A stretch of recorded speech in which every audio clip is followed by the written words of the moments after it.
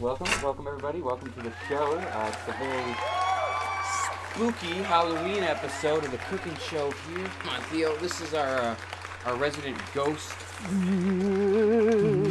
As everybody knows, ghosts can't be cooks. All right, everybody. Studio audience, please. All right, it's gonna be a very special and exciting episode today on the crafting corner.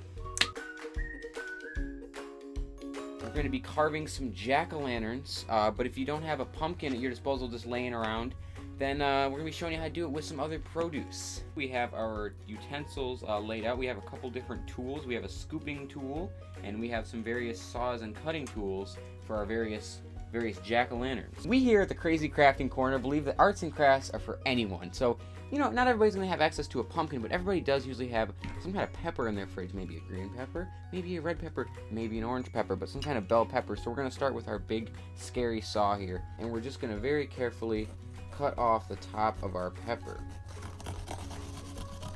So what you're going to have is a bunch of seeds and get the core out of there. Now that's kind of like if you were to do a traditional jack-o'-lantern, scooping out your guts and getting all your pumpkin seeds out. And that's actually what we have the scooping tool here for, so you just kind of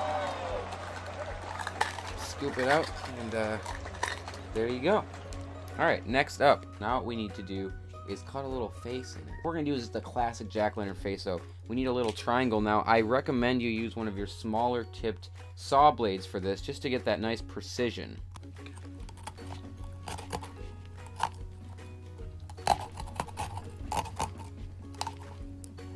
Alright, so now that we have our little face here, what you're going to do is put your lid back on like this, and we're going to set him off to the side. It may not look like much right now, but once we get it illuminated, it'll be looking like a classic jack-o'-lantern, don't you guys worry. Alright, so next up on the Fanatical Fine Arts Corner, we have an apple, which is definitely something you have in your fridge, and this one's a little bit trickier because it's not already hollow like the pepper. We're just going to cut ourselves a little hole here, and just make sure you go ahead and get a nice big cut here. When you start out, it's going to kind of look like a little cone shape, so you want to kind of widen that out a little bit. So again, you got this beautiful little scoop. Let's go ahead and get in there with this scoop. And you know, we're all about the precision here on fine arts channels. Remember, the end product shouldn't look any different from a regular jack-o'-lantern. And now that we have that, our nice kind of cavern in there, once again, we're gonna carve out our face. Now this one, I think I'm gonna do a bit of a different, a ghastly face. Do this little guy and make a little smile. Kind of looks like he's drooling. And there you go. Oh, look at how happy he is. Once again, you're just going to put your little lid back on here, and fits in pretty well in there.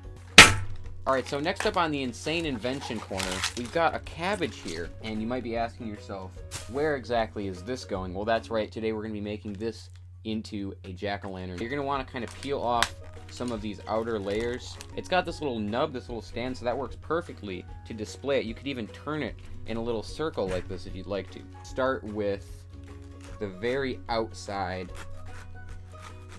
There you go.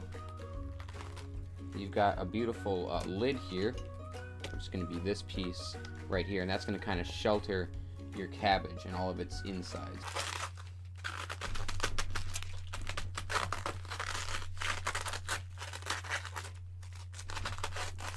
Alright, so this is the final design that we went with. This is actually supposed to be a pumpkin. We're 3 for 3, guys. 3 beautiful jack-o'-lanterns that we've created here. And it's only going to get better from here. Here in the Deranged Design Corner, we believe in 2 things. The First Amendment and using bananas for crafts. What you're going to start by doing is cutting your banana in half like so.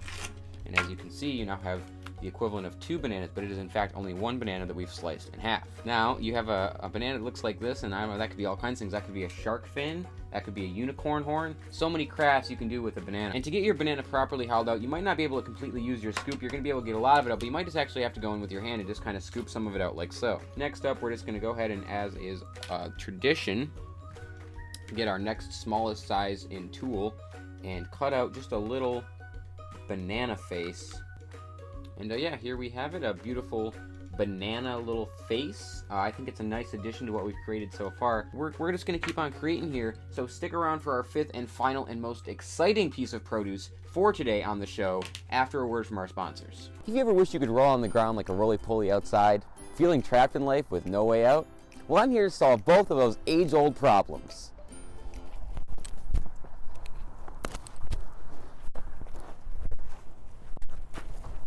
This could be you. If rolling on the ground like a roly-poly outside sounds appealing to you, then don't hesitate to call 1-800-ROLL or go to our website today.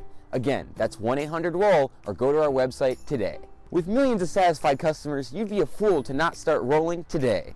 Call now to sign up for our wriggle on the ground like a smelly little worm package. For this final one, we wanted to go small. We wanted to get back to our roots and the intrinsic values that we here at the Nutty as a Fruitcake Fabrication Corner believe in. Today we're going to be using some grapes for the last little jack-o'-lantern, and it might sound a little bit absurd at first, but if you look here, you've got small grapes, you've got medium grapes, but you can actually find large grapes in any produce section. So just to give you guys an idea for size here, you're looking at one about the size of a cherry tomato, which you could also use. We have one of these little pick tools that are usually used to poke the stencil in to a pumpkin, but today we're going to be using that as a little mini scoop. And look at some of those juices flying out there. That's what you want. You want to get all those dastardly juices out of your grape. And since this one is so small, it's going to be difficult for you guys to try to create an intricate stencil like we did with some of these other ones here. So for this jack-o'-lantern, we're actually just going to be doing a very simple circle. This is to prove to you guys at home that if you really want to, you can grab life by the spider legs and create a beautiful grape-o'-lantern for yourselves at home. So now we're going to light up all of our pieces of produce and see what wonderful final works of art we have to showcase for you guys on the Batty Building Corner today.